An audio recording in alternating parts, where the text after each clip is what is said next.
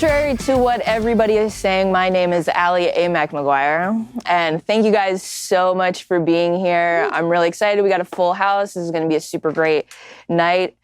This is Intro to Atmos with AMAC and Dylan Eli here. First, I'd like to thank our sponsors, the really dope organizations that helped promote this event, which was Sound Girls and Moving the Needle, which are two really great women in music organizations. You guys should check them out, even if you're dudes. I'd really like to thank Produce Like a Pro for coming and filming this event so it can be shared with the masses and help people, get in and learn Atmos. Also, there's a brand new community-based organization called It's the Pocket. Yeah. I may be running it, but yeah. You guys should definitely check it out. We're having a grand opening on March 24th.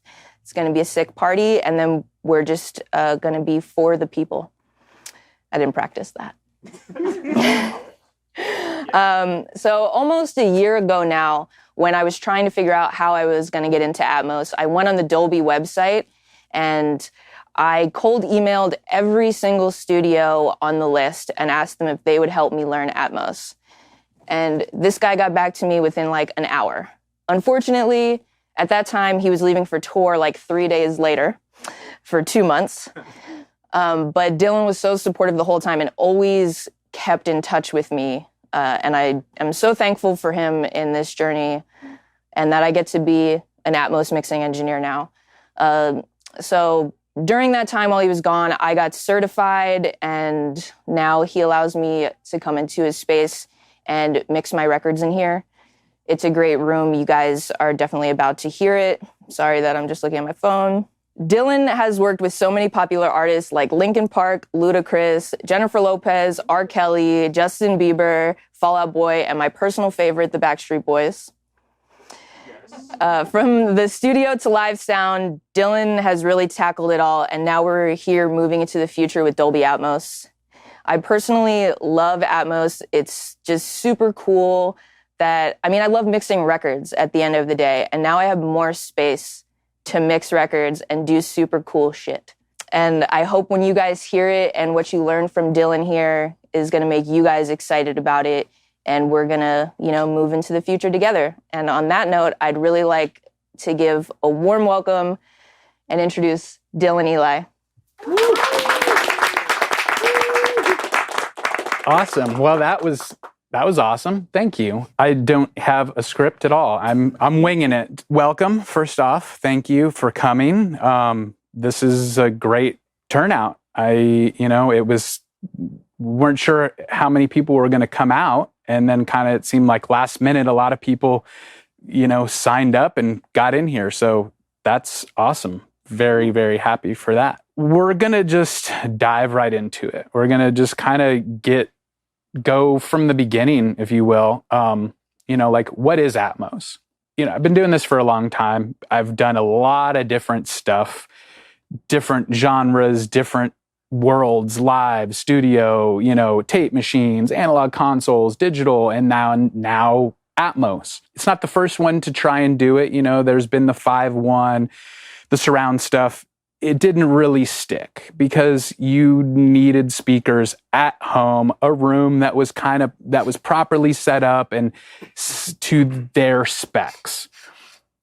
What Atmos has done, and kind of what, in my opinion, is the game changer for, call it, surround formats, is that, and we all probably know this, is that you can consume it binaurally now.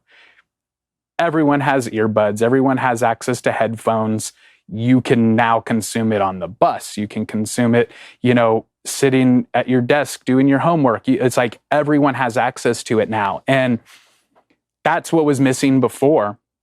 And it's even 5.1 was so cool. There was a lot of really cool things about it, but it just wasn't accessible. Atmos is. It's opened up a whole new world for me. Again, I feel like I'm, this jaded guy that's like, oh, I've been doing this for so long. And but after a while, you kind of just get into this grind and like used to doing the same thing all the time. And Atmos has sort of like rejuvenated my love for music, love for the studio. It's just a cool technology. So that's my 2 cents on that's, I guess, yet to be determined if it's going to stick. I hope it does, because it is a lot of fun to mix in.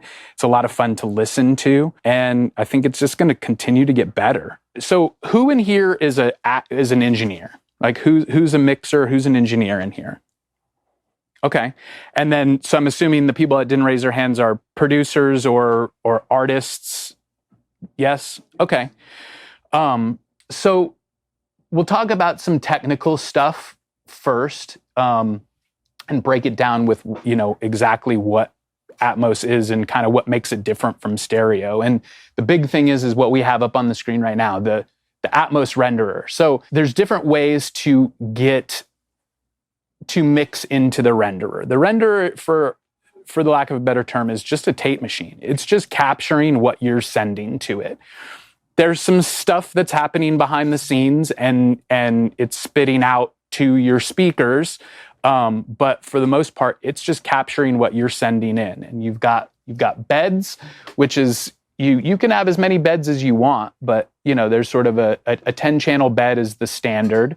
And then you've got 128 objects. Those two things are very similar, but they're also very different. They all inevitably get to the speakers the same, in the same fashion. You just tell it where you want it to be in the environment, and it goes there. But there's some limitations to beds when it comes to the top speakers. You don't have full discrete capabilities with a bed. Okay, before we get into all of that, let's talk about maybe how many speakers there are in the room right now. Cool. And how those things maybe go into them, right? So this can, and this is part of what happens behind the scenes, you can have more speakers than I have in here. I've got a 714 setup. So you've got 7 speakers on this axis. The one is for a low frequency effect channel sub, and then you've got the 4 top channels. You can have, there's another common setup is a 914, which is just 2 more speakers here that are kind of like a wider stereo pair. And you do see occasionally like a 916 where they've got 6 speakers along the top, which again, as you would imagine, that's just for a bigger space to kind of get coverage there. So the 714 is the minimum that you can have to be Atmos, Dolby, kind of to meet their standard, if you will. Let's talk a little bit more about the format first, and then that way when you hear it, you'll have a little better understanding of why you're hearing what you're hearing and kind of like how it got there. Again, we won't go too crazy on this, but you've got beds and objects, and that's how inevitably you're getting your different elements to the different speakers. So again, like I was saying, the beds, you have limitations with the top speakers. With objects, you can place it anywhere you want discreetly. So you can put it literally anywhere in a space that you want. More specifically with the tops, you have a lot more control. So that's the real major difference. We won't dig into, there's a lot of philosophies that people have and different sort of techniques that they use with using objects versus beds and, different things. We probably don't have time to get into all of that tonight. But it's good that you understand the kind of, on the surface, that's the main difference. How does this relate to what I'm hearing in my headphones, in the binaural environment?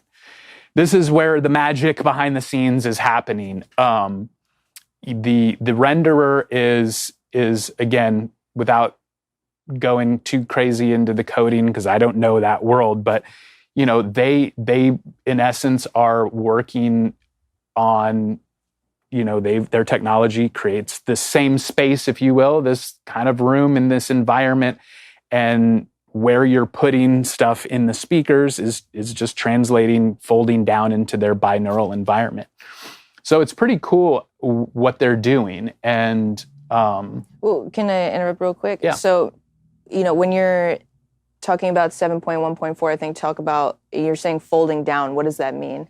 So, yeah, there's many versions of what folding down is. I think the binaural is the one that most of us care about, because that's what you're the representation of what I'm mixing for in this space, how that gets to you and how you hear it with your two ears in your ear, headphones, ear pods, whatever.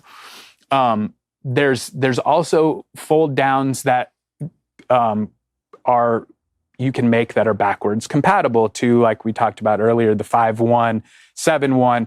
A lot of film, TV, you still use that format today. So a lot of the deliverables, and we'll get into what the deliverables are too briefly, certain clients will want those as deliverables as well, because inevitably that is going to get played through, a TV station that broadcasts in 5.1 or 7.1. So you can do all of that from within the renderer.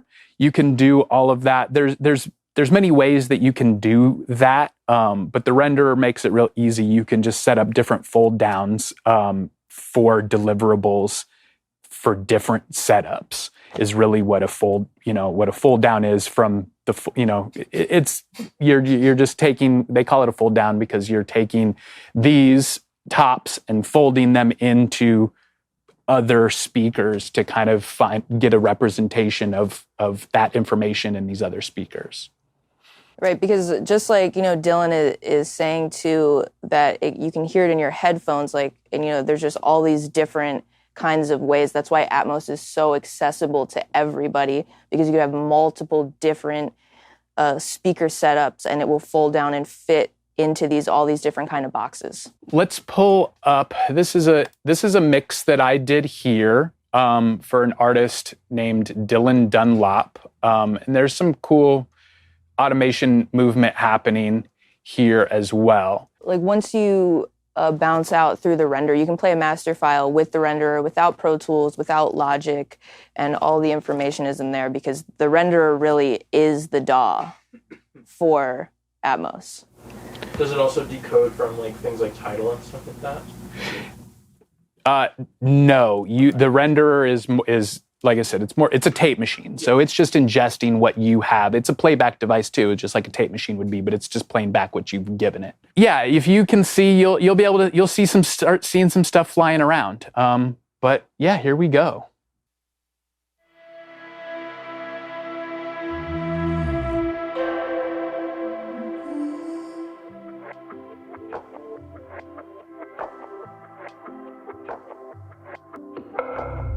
Sink or swim. All you ever wanted was experience. I feel like I lost you in what could have been. Even though you stopped responding, I'm not giving in. Not giving up. I know that you've got what it takes, but I'm stuck in my ways. How'd you get so far away? It's a big blue sea. You'll be swallowed if you let go. I know you don't need me in the shallow, but nothing's below. It's a big blue sea. You'll be swallowed if you let go. I know you don't hear me, but follow my echo.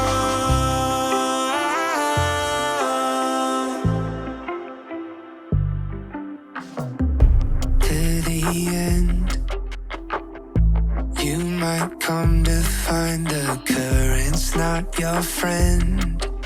What if there's a sinking ship and your head's in the sand? I gotta keep on swimming till I see your face again. Until then, I know that you've got what it takes, but I'm stuck in my ways.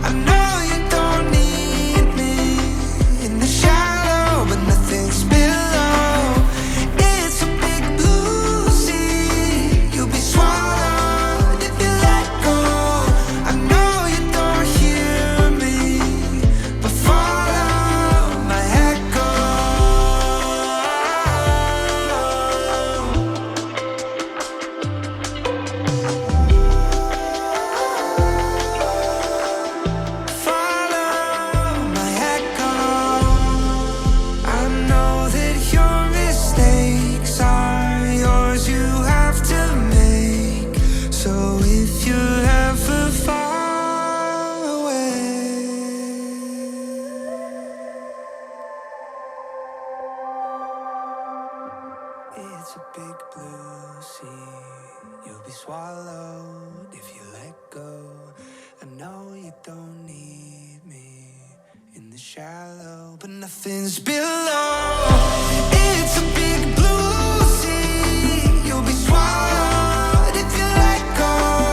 I know you don't hear me, but follow my echo.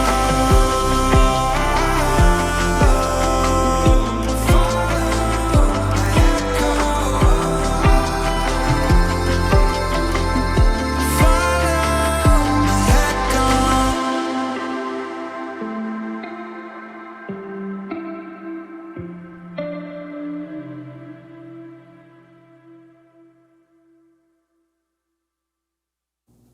That was sick, bro. That was really sick. Nice. Yeah. Cool. Thanks. Yeah. Yeah, I know some of you guys in the back didn't get. We'll get you guys in here. We'll make sure everyone can get like the full experience here. But yeah, if you can kind of see what's happening a little bit in the room and kind of what's going where at certain points, and basically all the little dots that you saw in there, those are all object-based things. All the rest of the music that you saw kind of happening up here in this purple strip and in here, this is all bed information. So that's kind of like a hybrid approach to the mix and using objects. Like I tend to like to use objects for things where I like to have a little bit more control and kind of be able to have put certain places that I like. So yeah, I think, do we want to play another one? We can kind of play. So that one's like has a good mix of a lot going on, but still pretty pop centric, I guess. It's definitely a poppy tune. There's a lot of stuff happening in the front, but there's also, moments that have some movement. You did a really good job of like the swells, and like enveloping and making you feel like really immersed kind of in like a wave of sound. Yeah. So if I didn't say it right, it was sick. Awesome. Well, thanks. Do we want to play either maybe the Sam Smith record or the Ariana Grande record? Yeah, so let's play. Play like just one more that has some really cool stuff all the way around. Yeah. And we can like play records throughout as we keep going through too. Yeah, that works. So here, let's we can play this Ariana Grande one because people probably know this record or have heard it at some point. So how does the playback work here? How does it know to play back an Atmos file? That's a good question. We'll get into that too. I'll talk a little. Take that for later. Yeah, we'll take that for later for sure. Sorry. No. That's good to know. Everyone probably knows this song or has heard it. It's something that you now.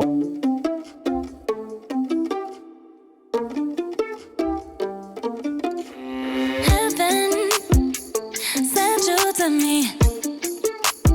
I'm just hoping I don't repeat history. Boy, I'm trying to meet your mama on a Sunday. The nigga I love on a Monday. Never need no one else, babe. 'Cause I'll be switching in positions for you. Cooking in the kitchen and I'm in the bedroom. I don't need a lift, they say I'm coming through.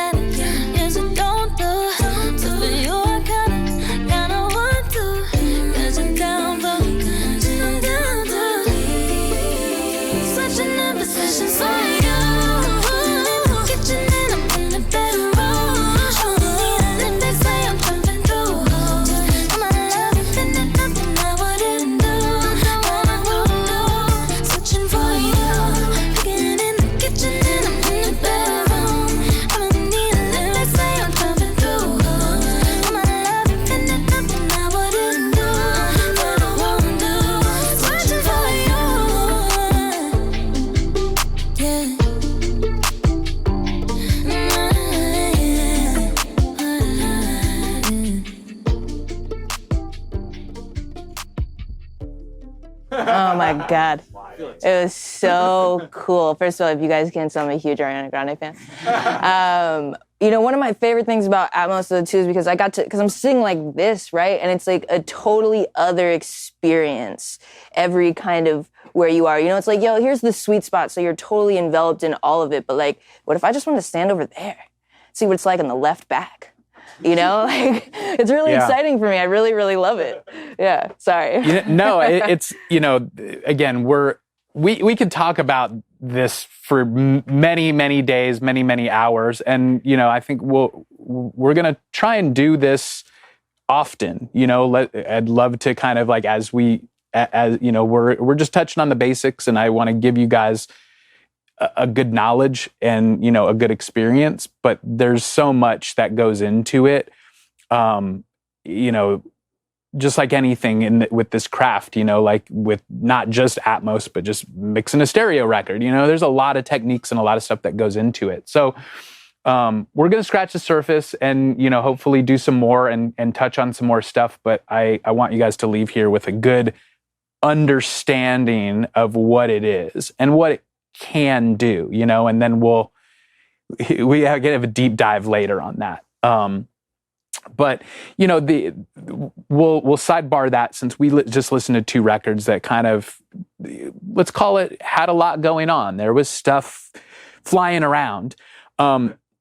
There's a lot of people out there that don't like Atmos because they feel, you know, and are kind of stuck in this stereo world, which we all have been forever. And there's some validity to it, but sometimes I think you can distract from the music with all the stuff that's happening. So, you know, there's kind of another way to approach it and another way that I have approached it. And, you know, some of my clients like to approach things like I did this Chainsmokers record, and they were really dead set on it being as true to the stereo as possible. So we kind of figured out a way to call it just enhance the stereo, you know, like it's a lot is coming from the stereo, and then that translates in any environment, right?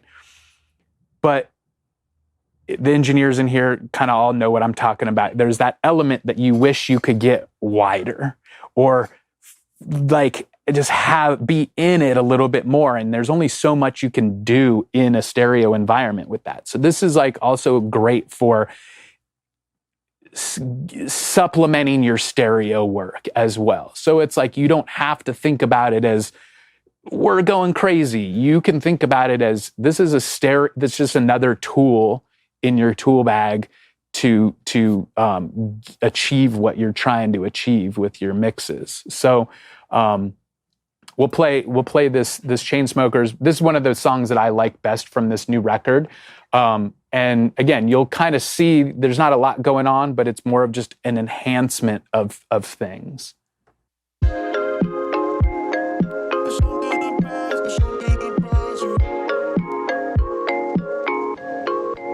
If my life was fiction, I'd finally make best friends with my addictions. I get things done and not blame it on my conditions. I'd build a world not filled with contradictions and build it up so high. Think I wanna twist the plot this time. I'm gonna go to Italy, find my Maradona energy. I spin life to a fantasy, like no one's so I play God, but finding all my enemies. Way more room for activities now. I'm building up my mind. Think I wanna twist the plot this time.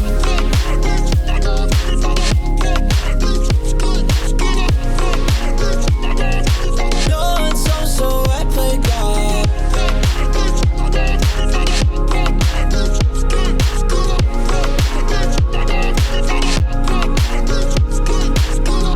I had an epiphany.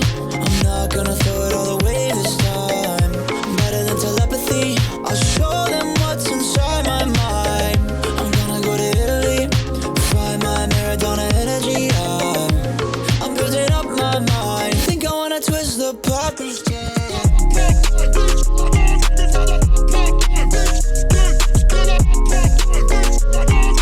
No one's so I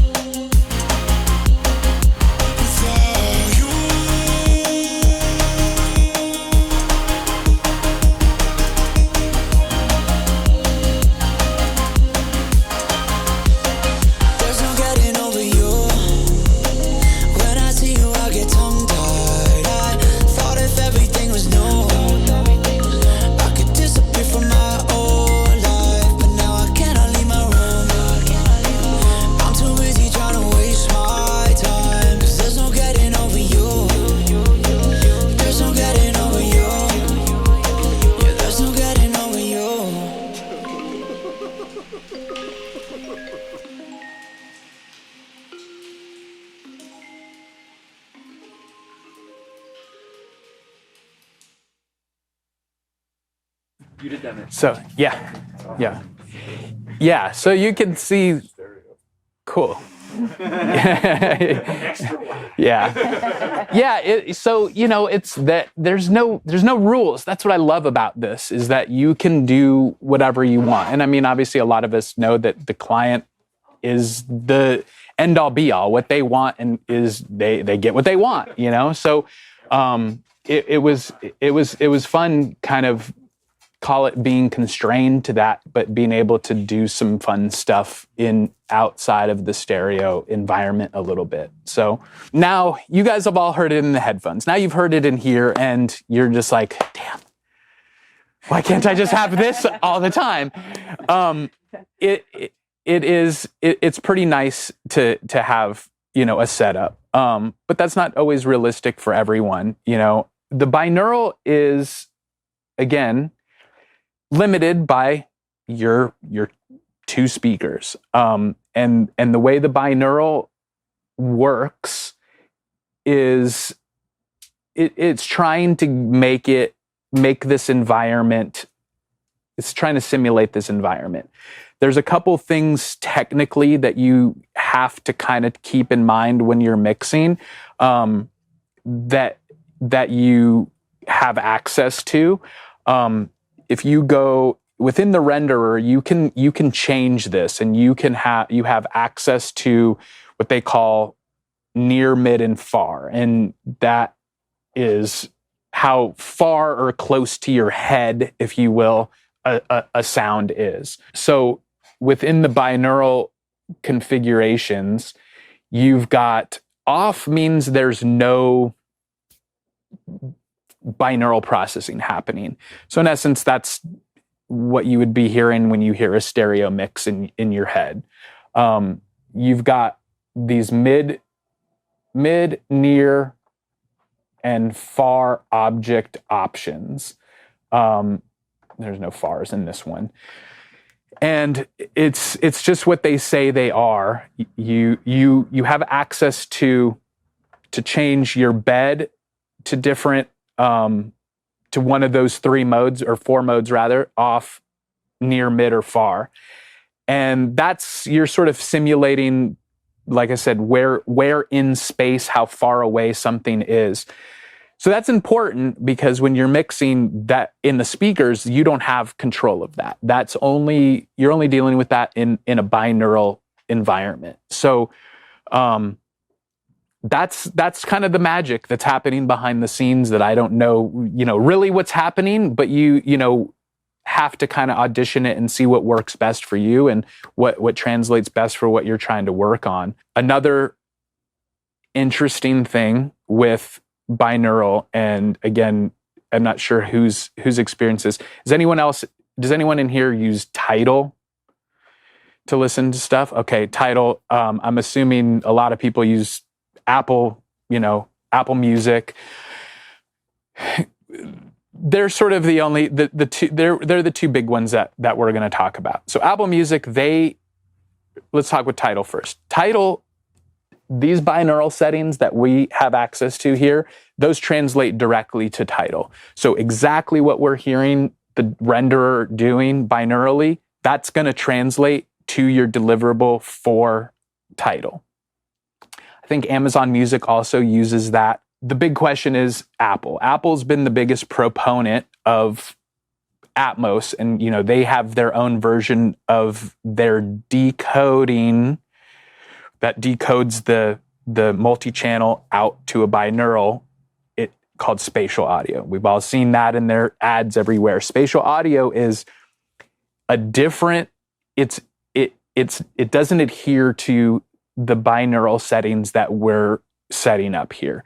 They kind of are doing their own behind the scenes processing that's happening, and you can't manipulate it. You're stuck with it. So keep that in mind, that when you hear something on Apple, it's different than it is on any of the other platforms, because they have a proprietary decoding method. We can do this a little bit later. With the setup that I have here, and with Logic, which is kind of cool because it's an Apple product, you can actually now use Logic to listen and hear what the spatial audio decode is. This is fairly new, that we've had access to it. So my setup here, it's a little roundabout, but so I've got Pro Tools, and if you see here, Pro Tools has what looks like the same little room that we have here in the renderer, and that's exactly that corresponds. So you pan stuff within this room, and that's kind of where it's going to go within the renderer, and that's native to Pro Tools. That's the Pro Tools panner, to be exact. It's the Pro Tools panner, to be exact. In when you set up your session, your I/O with Atmos outputs, you now have access to this panner natively within Pro Tools. So my setup here is I've got Pro Tools is my DAW. I'm doing all my mixes, my mixing, EQ, compression, panning within Pro Tools. My Pro Tools session is routed to my outputs of my objects and my beds are routed to my renderer. Now, this is where it gets a little bit trickier, because Logic allows for spatial audio monitoring now. I can now use Logic to monitor 714, which is the speakers. I can listen to the Dolby binaural render, and I can also listen to the Apple renderer, which is their spatial audio decoding. So this is really cool, because obviously we want to be able to know what's happening for the consumer, what they're going to be hearing, how they're going to be hearing it, and we want to make mixed choices based on that and how it's going to translate. So this is really cool. Again, I'm sure there's different ways to do it. I could go directly in to Logic and bypass the renderer. I still use the renderer, like I said, as a tape machine. So I'm using that to record and capture my mix and then therefore create my deliverables, which is what we'll talk about now. So it's a little bit more complicated than stereo. You don't just deliver a left-right anymore. You deliver an Atmos ADM file. So that's their sort of Dolby's proprietary file that it is created within the renderer. So that becomes your deliverable now. And what's kind of cool about it is once you have created an ADM within the renderer, you have some editing capabilities after the fact. You can manipulate, if you see here, you can mute and mute beds, mute objects, and kind of to hear what's going on. You have some limited editability to the binaural settings. So say the client got the mix, listened to it binaurally, and didn't like that one object that sounded too far away, and they wanted it to sound a little bit closer, or a little bit more, have a little bit more definition. And they needed it right away, or I didn't have time to pull up my Pro Tools session and rebounce it. You can actually go within the master file and change what binaural settings that object has.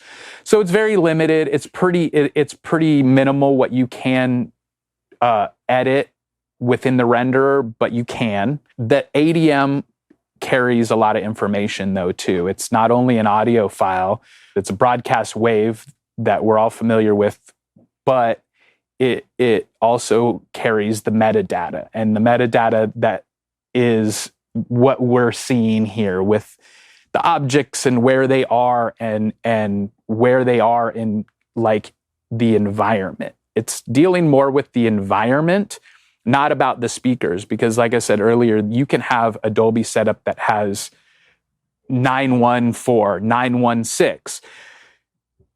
Their setup's not any better or worse than mine, and the really cool thing about what Dolby does is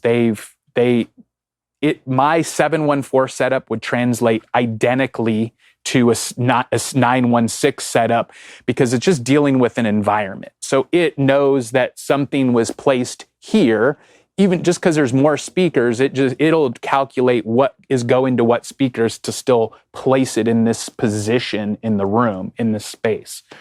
So that's kind of the magic that's happening behind the scenes. And what's really cool about Dolby is they're a really great company in the sense that they're not a huge company, which I didn't realize. I kind of in my head was like, Dolby's this huge company like Apple, and they're known for this like technology. They're a really small company. They're very hands-on. They're creatives themselves, and they helped us out a lot when we put this room together. We'll talk a little bit about that. Again, that there's a lot that goes into that, but the long of it is that, or the short of it is that we decided what speakers we wanted, and they were very helpful in helping us place them in the room, knowing if they were going to actually work in our room to begin with, number one. And finally, once we made all those decisions, they actually come in and tuned this room. Again, getting into what we talked about earlier, there's not a standard per se. There's not a certification that goes along with an Atmos room. They give you a best practice, and they tell you this is sort of the box that we would love for you to stay in, and they give you reasons because it's good. And you can kind of manipulate within their confines a little bit, which is really cool because not everyone's room's the same size. Not everyone can afford, $50,000 in speakers or whatever it is. So you can scale and get into this world fairly easy because there's a lot of leeway within their kind of confines. But I highly recommend that this sounds like a Dolby like sales pitch, but it's not, because I've been in rooms that have an Atmos setup, but Dolby hasn't touched them per se. They've done it on their own or used some room correction software and stuff like that. And it's good, but it's not the same. What's great about Dolby is that I have these Neumann speakers here. I could take this mix that, any of these mixes that we heard, take these to another Dolby kind of tuned, tweaked room with completely different speakers, a bigger room, a smaller room, and it's going to translate. And that's the thing that's really cool about what Dolby's doing, and why I definitely recommend, if you decide to go down this path, to have Dolby come in and tune your room, because it's like that's the game changer of the whole thing. That's my pitch with Dolby, and they've been super great and super supportive, and they're that company that will answer your calls. They'll answer your texts instantly almost when I have questions or I need a license or something like that. Like, they're very, very helpful to our community. And I think for rightly so, they've got something that's really cool. And, I think they want to just make us happy, because the more people that are doing this, and this is kind of why AMAC and I are doing this, is that to raise awareness, because this is a really cool format and it's a lot of fun. And I think it's the future. I think there's so much potential that's not even been tapped into with this format yet. And, I'm looking forward to hearing what everybody does, it's exciting. I love listening to records that somebody's like, oh, you got to check this out. And you listen to it in Atmos and you're just like, oh my, this is awesome. And I think the more and more people create from scratch in Atmos, they're going to start figuring out and doing stuff that nobody's done before. And that's the exciting part, for sure. So What if we opened up a Pro Tools session and you Yep. showed them the panner and moving objects around so they can see how that works? cool. Well, I have this session up that is the first song that we listened to, that Dylan Dunlop song. So we can hear what you can see and kind of hear, and I can talk a little bit about, this song was mixed, and then I took the stems from the mix. Well, okay, let's actually talk about that really quick. So right now, how Atmos is generally mixed, because we're talking about he's saying when records are made to be mixed in Atmos. Right now, how most records are being mixed in Atmos is that they're mixed in stereo, and then they're stemmed out and given to you to basically immersify. Is immersify a word? It is. Yeah, right? Cool. Everybody's with it. We're going to call the dictionary and get it going. Yeah.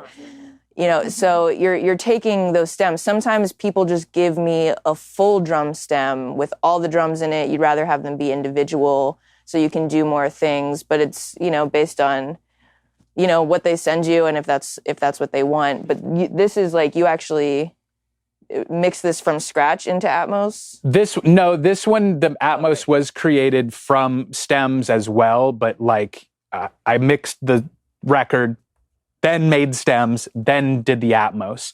There's obviously multiple ways to do it, and if you're just going to be the Atmos engineer and they send you the stems, then that's what you have to work with. I tend to like to get a hybrid of both. If somebody's mixed the record already, I like to get a hybrid of stems and have, ideally the multi-track or some elements that are the multi-track not already stemmed out, because it's nice to be able to. And again, you'll see there's a lot of things that I did with these stems where I printed effects separately. I created and printed dry vocals and then treated the dry vocal in an immersive way without all the stereo stuff on it.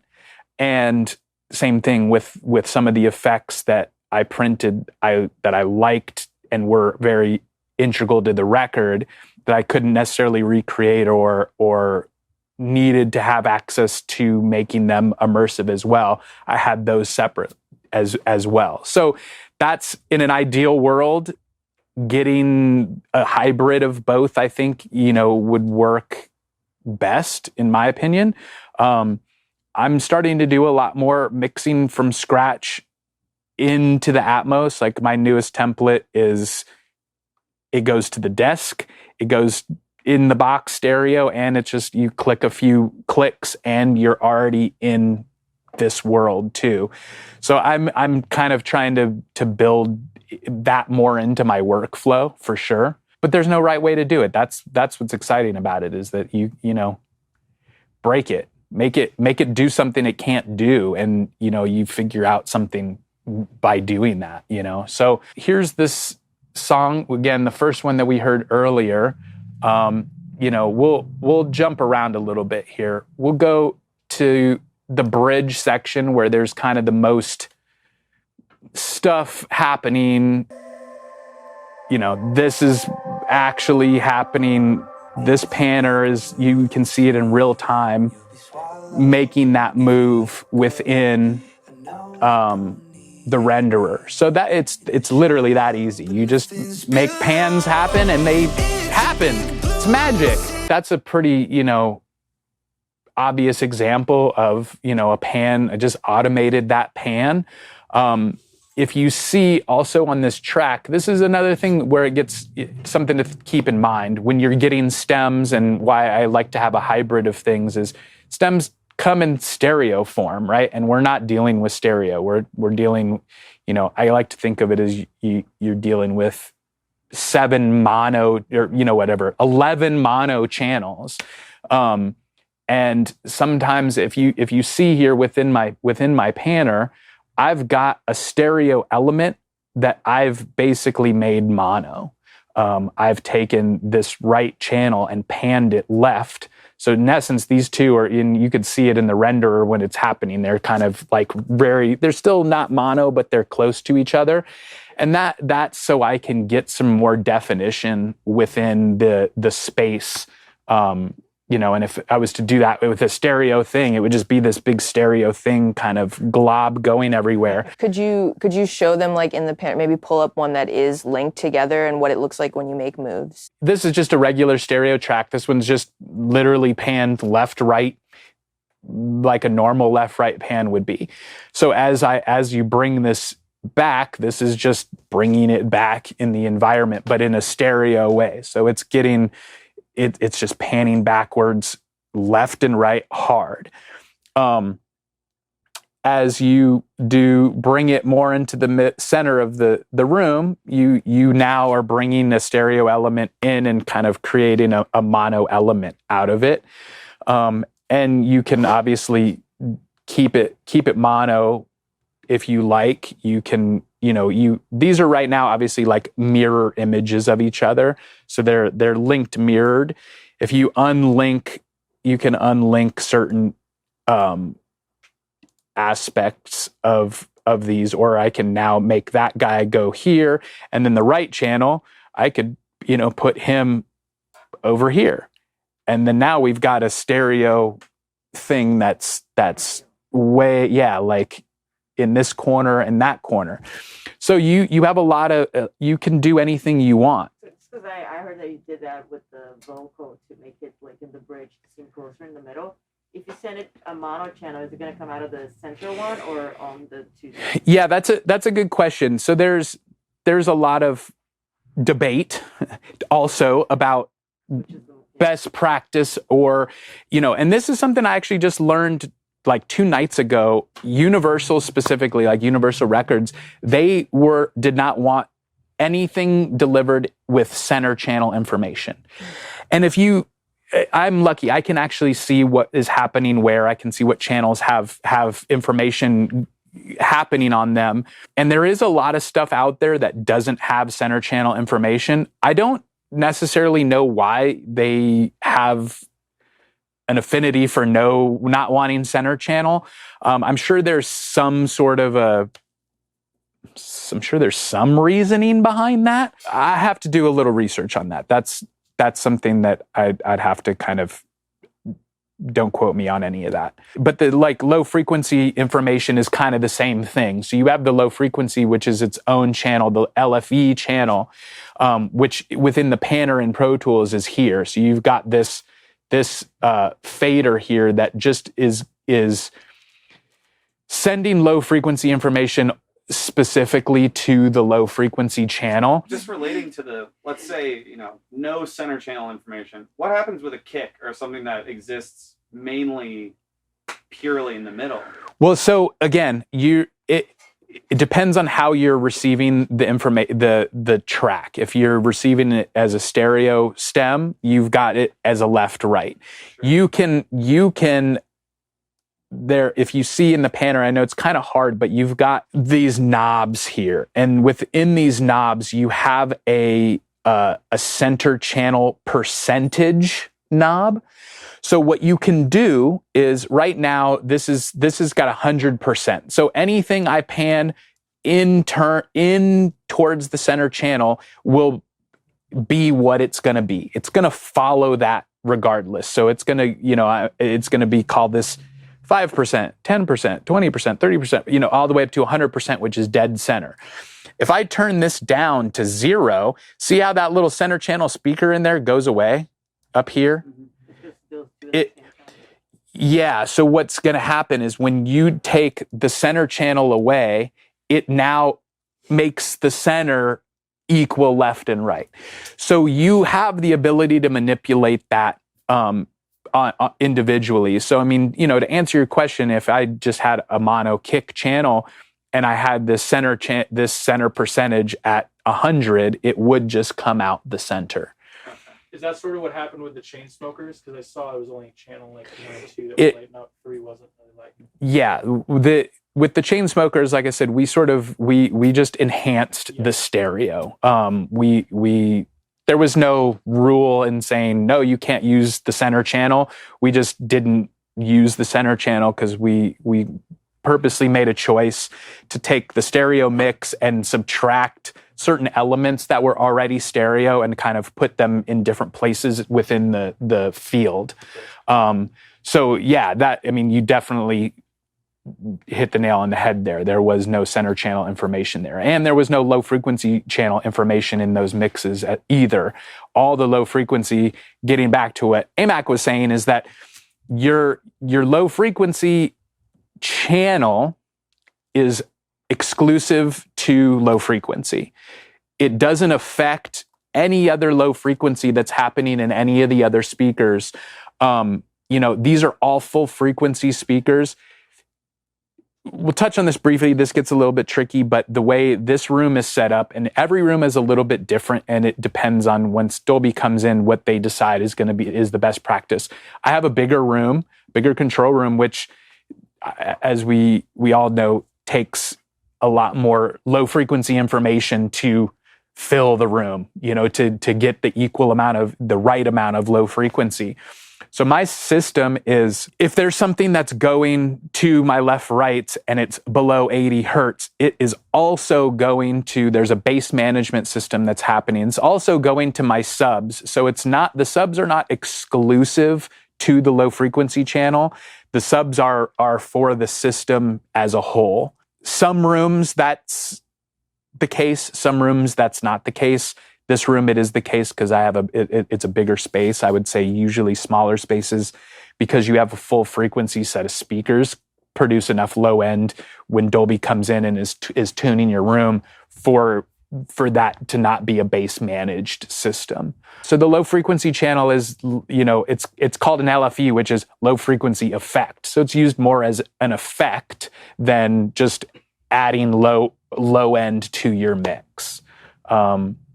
So yeah, I think that's. I was totally going to say all of that. Yeah. That's kind of the rundown of the. I'm glad you said the center channel, by the way, because that's something that I don't really think about. I kind of mixed on instinct and just whatever sounds good and what feels good. And I'm not really thinking too much about the technical of like, how much of this is in the center channel versus, I just want it to translate, and when I'm mixing, there's a lot of me sitting here listening, putting on headphones, listening, headphones, listening, headphones. It's like, this is a majority of what I'm doing, because obviously most of the people are going to be consuming this in a binaural environment, right? So we want to make sure that I'm giving them the right, the most accurate thing that I'm hearing too. So you ask, why do I even need speakers? The speakers are a nice, it's the same concept as mixing on headphones in stereo, as opposed to having speakers in your room mixing stereo. There's certain things that speakers reveal that you can't get from headphones, for sure.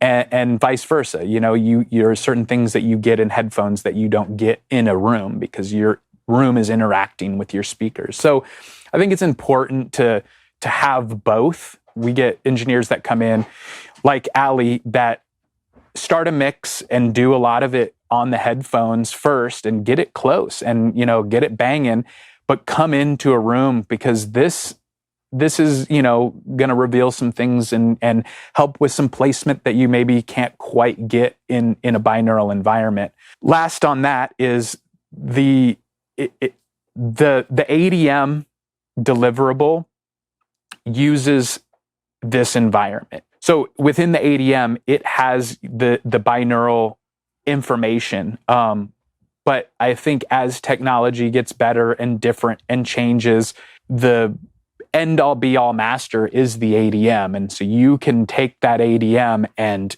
decode it or encode it into a binaural environment, say 10 years from now, when the technology's gotten way better, and it's going to translate the same as it did when I mixed it now. The binaural is going to kind of change. So there's sort of a forward and not necessarily put all your eggs in the binaural basket, because as this technology evolves, that ADM master is going to be still the end all be all, and translate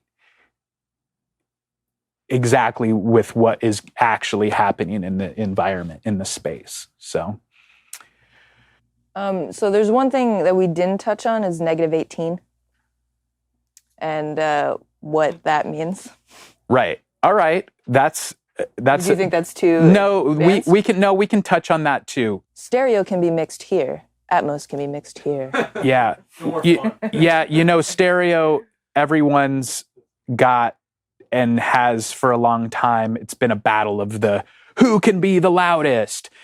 And there is no limit to that. Or pun intended, there is a limit to that. People want want their stereo louder than the next guy's because that's better, right? I don't know. Is it? It is. It isn't. It's the thing that stereo world has.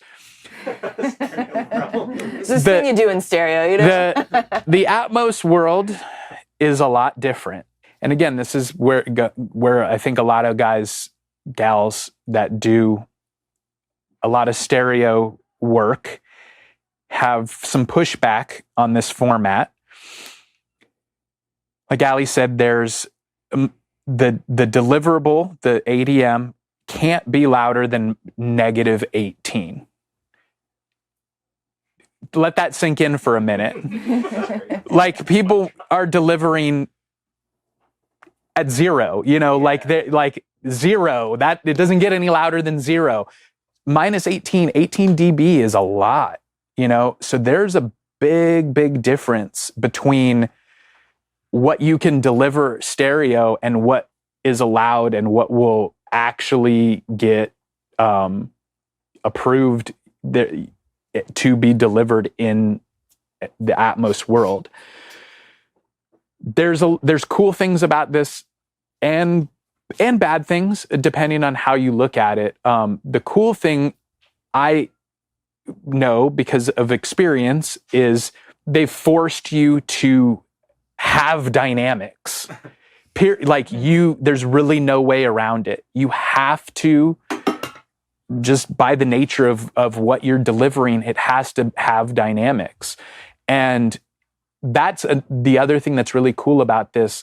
Like, in this mix, the first one that we played, the dynamic that you can get from this format now, with you've got a lot going on and then you can shrink it down to something really small, and it's okay that it's not ripping your head off the whole time. It's okay that it's not super loud. And everyone has that limitation, so you're not trying to get it louder than the next guy. Like, everybody's got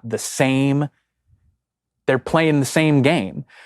And to me, that's another thing that's super exciting about this format, is that you now have this dynamic. And to me, that's when we go see a concert, we go see a show, I guess you can just limit the hell out of the PA, but that's not usually a show that most people like to go to. Gonna trip those subs. You go to a concert for that dynamic. There's these intimate sections, and then there's this where it gets big and heavy and whatever.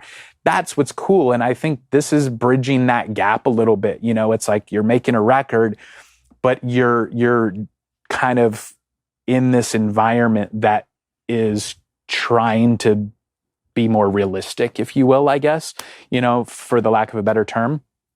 So yeah, that's something to keep in mind. And that's something that we can dive into a little bit deeper at another time, because there's a lot of other things that kind of go along behind the scenes with that. For sure. I'm thinking maybe the next one we do, maybe we mix a record.